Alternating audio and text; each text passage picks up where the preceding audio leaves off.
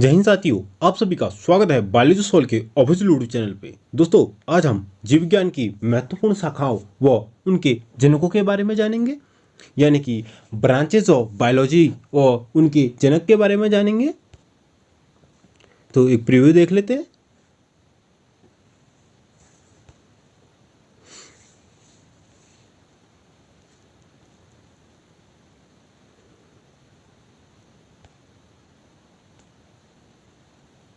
चलिए शुरू करते हैं। Branches of biology and their fathers. अब मैंने ब्रांचेस का नाम लिख दिया है और दूसरी तरफ उनके जनक। तो पहले बात करते हैं माइक्रोबायोलॉजी। माइक्रोबायोलॉजी में वे सभी जीवों का अध्ययन किया जाता है जिन्हें हम नग्न आंखों से नहीं देख सकते हैं, यानी कि हम उन्हें माइक्रोस्कोप की सहायता से देख सकते हैं, तो उन्हें माइक्रो ऑर्गेनिजम्स कहते हैं। माइक्रो ऑर्गेनिजम्स का अध्ययन माइक्रोबायोलॉजी के अंतर्गत किया जाता है, जिसके जनक है ल्यूवन हॉक। अब बात करते हैं बैक्टीरियोलॉजी की, जिसके जनक है लुई पाश्चर, जिसमें कि बैक्टीरियाओं का अध्ययन किया जाता है।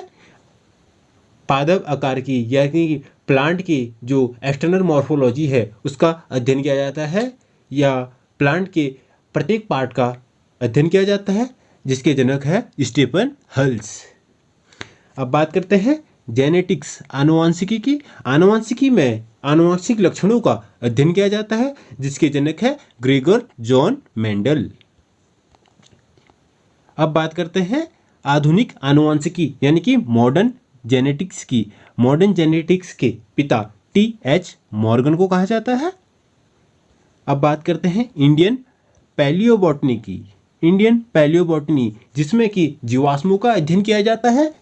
जीवाश्म वे होते हैं जो मिट्टी के अंदर, मिट्टी की परतों के बीच में, चट्टानों के बीच में दबे हुए पुराने जीव जंतुओं व पेड़ पौधों के अवशेष होते हैं, उन्हें जीवाश्म कहते हैं। इंडियन पैलियोबॉटनी के फादर कौन है? प्रोफेसर बीरबल साहनी। इनके नाम से एक इंस्टीट्यूट है, प्रोफेसर बीरबल साहनी इंस्टीट्यूट, लखनऊ में है। इसके बाद बात करते हैं जीन चिकित्सा यानी कि जीन थेरेपी की। जीन थेरेपी में जीन्स का अध्ययन किया जाता है, जिसके फादर हैं एंडरसन। अब बात करते हैं होते हैं म्यूटेशन की। म्यूटेशन क्या होता है, या उत्परिवर्तन या उत्परिवर्तनवाद। इसके जनक है ह्यूगो डी व्रीस।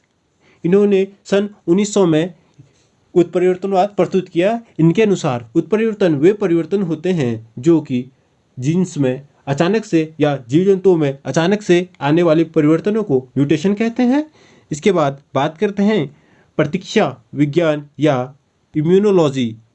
इसके जनक है एडवर्ड जेनर। इम्यूनोलॉजी यानी कि जो हमारे शरीर का इम्यून सिस्टम है उसके बारे में, या जीवों का इम्यून सिस्टम के बारे में अध्ययन किया जाता है, उसे प्रतिरक्षा विज्ञान कहते हैं, जिसके जनक है एडवर्ड जेनर। उसके बाद बात करते हैं कोशिका विज्ञान या साइटोलॉजी की, जिसके जनक है रॉबर्ट हुक। इसमें कोशिका का अध्ययन किया जाता है। इसके बाद बात करते हैं वर्गीकरण विज्ञान या टैक्सोनॉमी, जिसके जनक हैं कैरोलस लिनियस। टैक्सोनॉमी में जीव जंतुओं को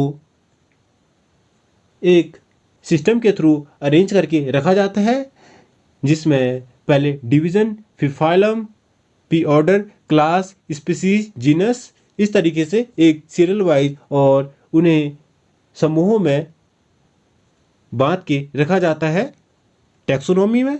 उसके बाद बात करते हैं भारतीय शैवाल विज्ञान या इंडियन फाइकोलॉजी, जिसके जनक हैं M.O.P. आयंगर, यानी कि M.O.P. आयंगर। ये हमारे साउथ इंडिया के साइंटिस्ट थे।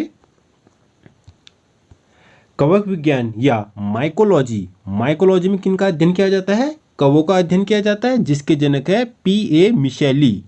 कौन है? P.A. मिशेली। इसके बाद बात करते हैं इंडियन ब्रायोलॉजी की। ब्रायोलॉजी में ब्रायोफाइट्स का अध्ययन किया जाता है, जिसके जनक है S.R. कश्यप।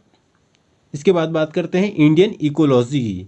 इकोलॉजी में हमारे प्राकृतिक वातावरण व जीवों के संबंधों के अध्ययन किया जाता है, जिसे इकोलॉजी कहते हैं। और इंडियन इकोलॉजी के पिता है आर मिश्रा या रामदेव मिश्रा। इसके बाद बात करते हैं भारतीय कवक विज्ञान की या इंडियन माइकोलॉजी। इंडियन माइकोलॉजी के जनक है E.J. बटलर। आज हमने बायोलॉजी की शाखाएं व उनके जनकों के बारे में जाना। अगर दोस्तों आपको वीडियो अच्छी लगी है तो लाइक करें, शेयर करें और सब्सक्राइब करें।